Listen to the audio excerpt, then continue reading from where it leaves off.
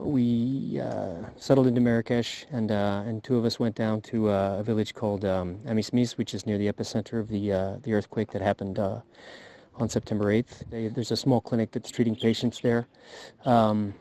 So far, they're working outside in a tent because people are afraid to stay inside buildings, that there might be aftershocks and that the building might collapse. So right now, all the patients are outside.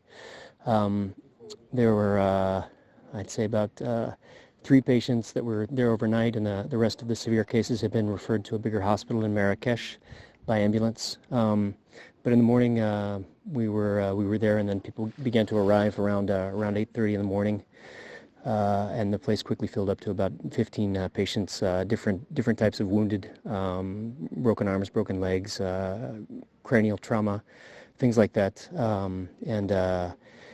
and the doctors and nurses that were there were treating them the best they could. Everybody's exhausted. They're working with the supplies that they had available at the time, but it's starting to run low. There's been a pretty incredible mobilization on the part of the Moroccan authorities. You see Red Cross volunteers. You see the Moroccan military. There's been a big distribution of mattresses so people can sleep outside, of water and food for people that don't have access. Additionally, there's ambulances moving back and forth between the epicenter and referral hospitals. So people in villages are able to be evacuated quickly to where they can be treated. We also were able to visit a couple of villages nearby the epicenter.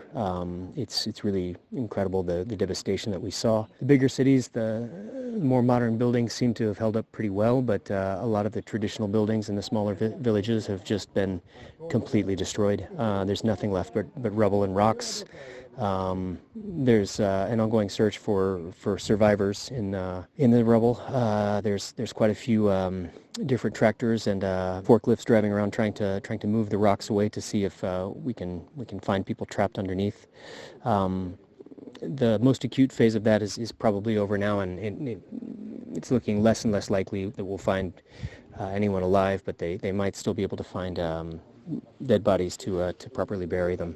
For Doctors Without Borders, right now we're making an assessment, trying to see where the needs are and how we can help the Moroccan authorities with their response. We're meeting different hospital directors to see if there are needs in terms of human resources or pharmacy supplies, or if there's logistical needs that we can support them with, and we'll be trying to figure out the best way we can help in the next few days.